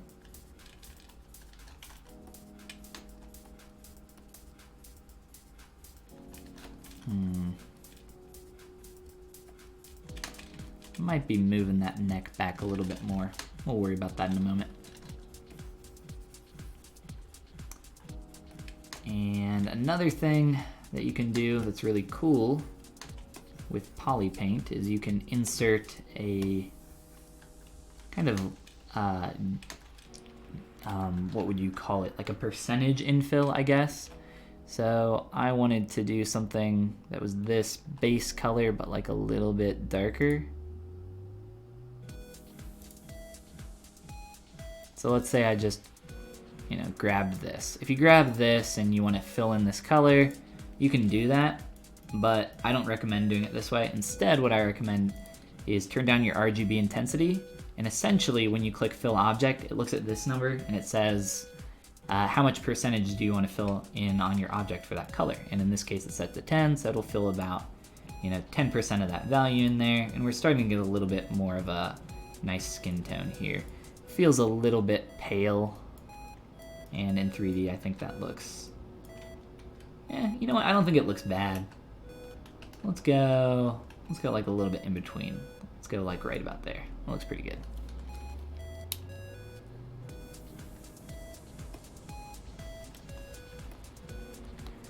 And then for the eyeball, we've got a couple different greens going on here.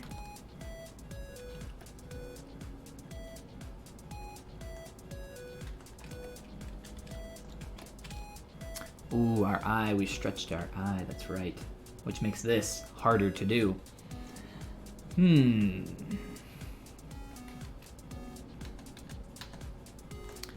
Could try to cheese it a little bit. I love cheesing.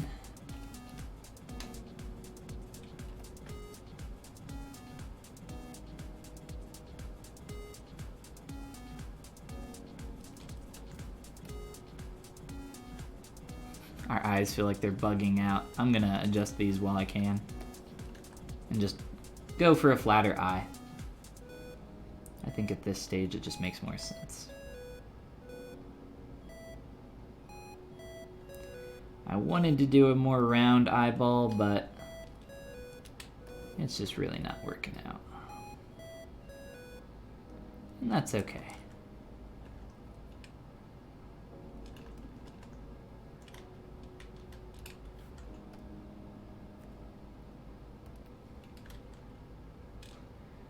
Let's go into transpose master. You know what? Is this as bad as it feels like? Yeah, for sure. Especially from that 3/4 view.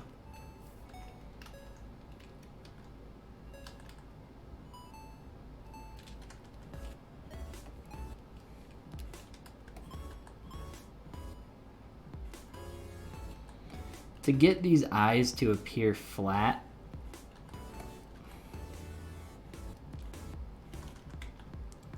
for, if you wanted a round eyeball, you'd have to make these eyes huge. They would definitely be interpenetrating each other on the inside of this mesh, which isn't, you know, terrible. It's not like that's annoying. Doesn't really affect too much.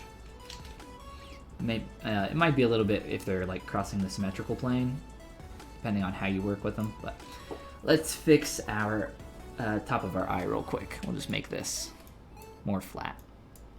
That's never what I want to hear. Let's make something more flat. Not for 3D. Not in my ZBrush. That's okay. We'll make it work. Just grab a big old move brush and come on through and adjust the shape of our eye there. More flat, make sure we're still covering up our eye pretty well.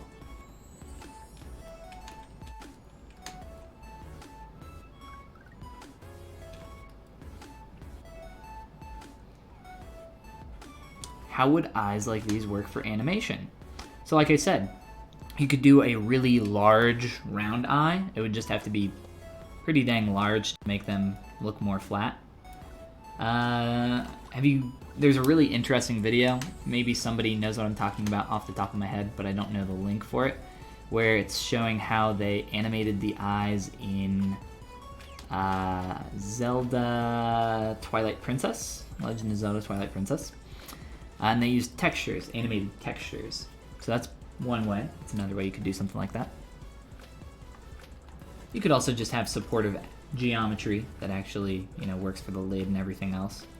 You wouldn't have to do a texture for that. I think they might have done textures for the lids in Twilight Princess. I can't remember. Noob here, by the way, so ignore if that's a stupid question. No, not at all. No such thing as stupid questions. I take that back. There are stupid questions, but that was not a stupid question. There's no stupid questions, only the question that's never asked. No, that's not true. That's a lie.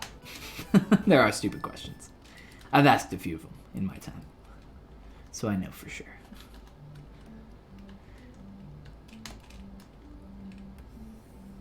But never be afraid to ask a question.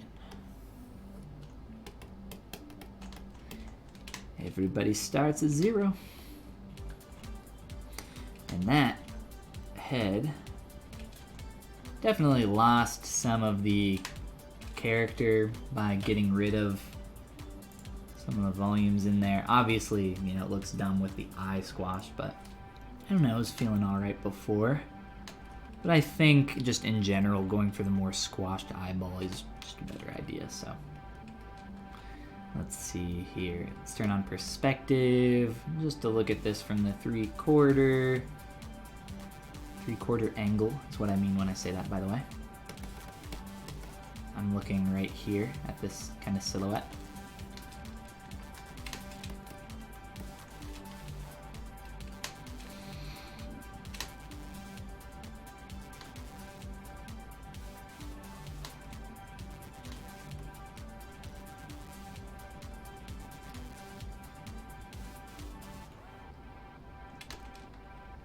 Let's try that.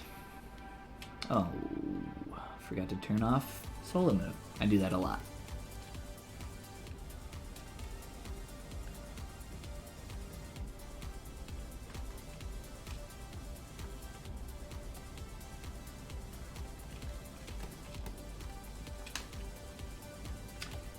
A lot of the time my poly paint just gets in the way and I need to just work sculpturally.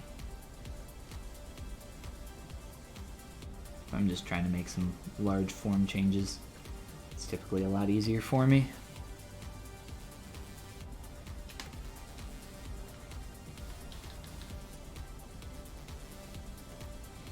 Alright, so back to what I was going to do for the eyes. Like I said, I'm just going to cheat these probably. And not do that. Create a mask at about the size that I need. Something like that, sure.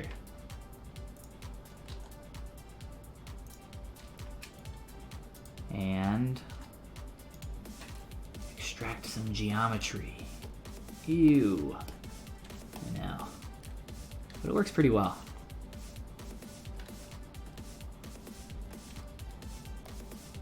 And there's a pretty cool thing we can do with edge loop group loops. After that's done calculating. Check this out. Bam. Oh. So we can get some actual geo for this. Pretty cool. Maybe run a close holes if we want that to be solid. Doesn't necessarily have to be. And now we can poly paint this up and go from there. Actually apply a little bit of a different material here.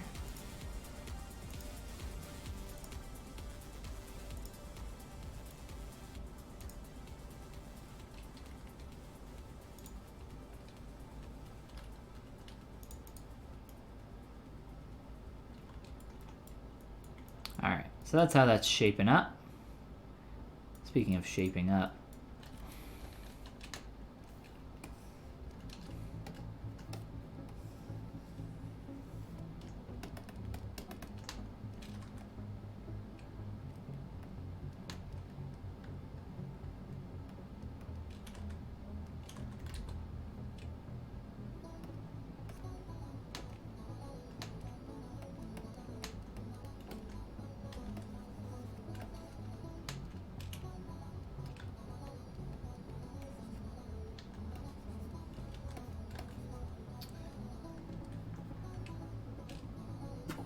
I don't understand high to low poly texturing workflow. Don't understand high to low poly texturing workflow. What about it do you not understand?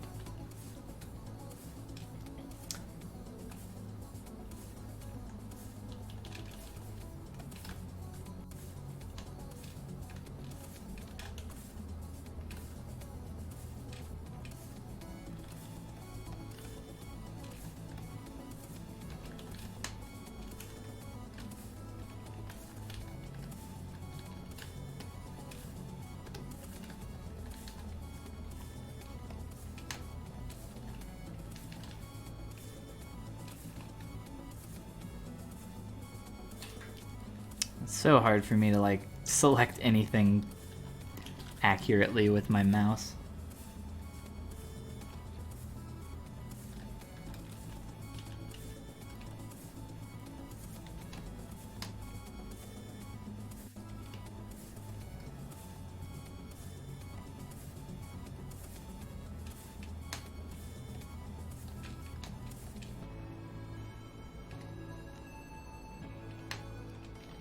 And then if we wanted to, we could even do like another piece of geometry for the pupil.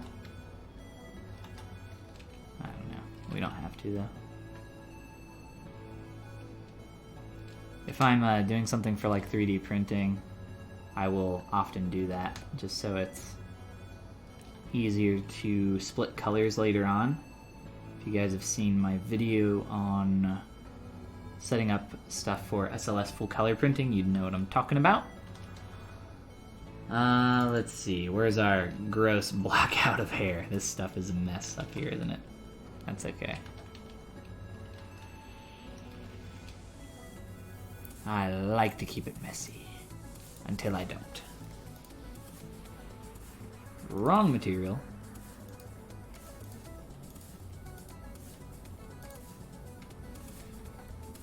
Well, it's starting to look like the character. Slowly but surely. Other than the hair being super messy. We haven't really spent too much time there. Speaking of time, I'm a little bit over right now, but shh, don't tell anybody. We'll be fine. A little bit longer here. Let's do one last little overlay. Give some time for some people to ask some questions here, if there are any before we bounce on out. I'll answer what I can.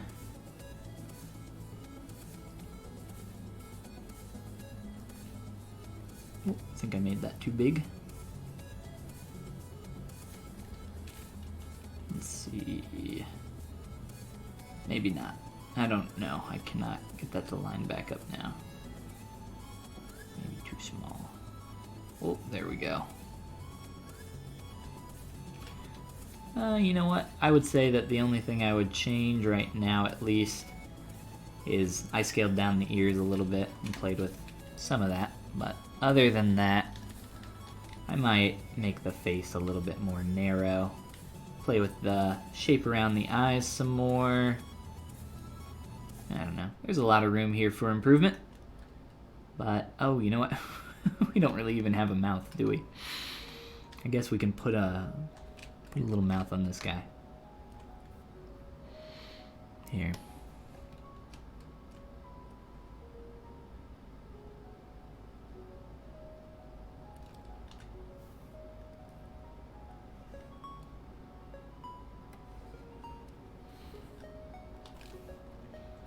Now I just carved this in very quickly with a damn standard brush. Whoops. I'm gonna use my mech cut brush though to define the planes of his mouth ever so slightly more. Pretty simplistic character, pretty simple mouth. It's just a line, so I'm not gonna take the time to do a mouth bag or anything like that. We'll just keep this nice and simple. Right on top. Just enough to give us some shadow. My only wish is that we had more time so we could work on this dude's hair and the shape of his eyes a little bit more, because the shape of the eyes, since we've started tweaking more and more here, it's kind of gotten out of whack.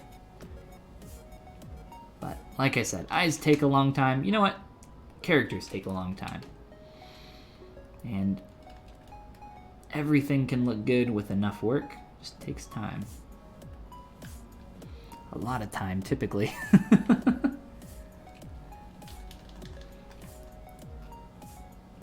Ooh, that hair, though. Isn't that fun? Ooh, got a nice little hole up here. It's all pushed up towards the front. It's cutting through back here now. That's awesome. Oh my god. All right. Well, I think that's going to be a good place for us to stop tonight. I'm going to say thank you guys for coming and hanging out here on the Pixelogic channel. Make sure you click that follow button. And real quick here, what do we got? Can you make this model low poly and keep the detail of your poly paint? And not without a texture map. Only with a texture map.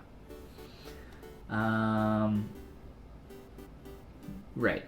That's the only way. Just because with poly paint, it's vertex assigned color, so it cannot work on some of the lower res. You can't get as much resolution out of it. Depends on your the resolution of your geometry. But yes, that's gonna be all for tonight. Like I said, again, I am Follygon. You guys can check out more of my stuff just by googling Follygon, Follygon.com, my YouTube channel, my ArtStation, my whatever. The main one I want you guys to check out, though, if you don't mind, gumroad.com/Follygon. I'll share a link here in chat real quick. I have a bunch of stuff on here that I put a ton more work into than I do here on my streams. A lot of the time, I just kind of decide what I'm going to do about 5 minutes before I stream. That's not true. I put a little bit more thought into it than that. But I put a lot more thought into the courses that I have here on my Gumroad. If you're brand new to ZBrush and digital sculpting, I have a quick start course to get you up and running. And then I have some more intermediate and advanced stuff as well. I also have some base meshes. I always flub the word base mesh. It's a tongue twister for me for no reason. I got some brushes, materials, my custom UI, all the stuff that I sculpt with professionally, including that cube tube brush that I kept mentioning. Here it is. You can get that and a few more brushes for a single doll hair. Other than that, you guys have a wonderful night, and I will either see you next Tuesday here on the Pixelogic channel at 6 p.m. EST, or on my Twitch channel, which is twitch.tv/Follygon with an underscore at the end. It's somewhere up here at the top of the screen. But you guys, again, have a great night. Studio Mochi, Doom, Render Me Gone. Awesome name. Yep. You guys have a good night. Uh-huh. Thank you, man. Thanks, studio. Some cute grills. We'll do some cute grills in the future for sure. Absolutely. Yep. Thank you. Uh-huh. Oh my god. I'll tell a story about some cute grills on my next stream. All right. See you guys.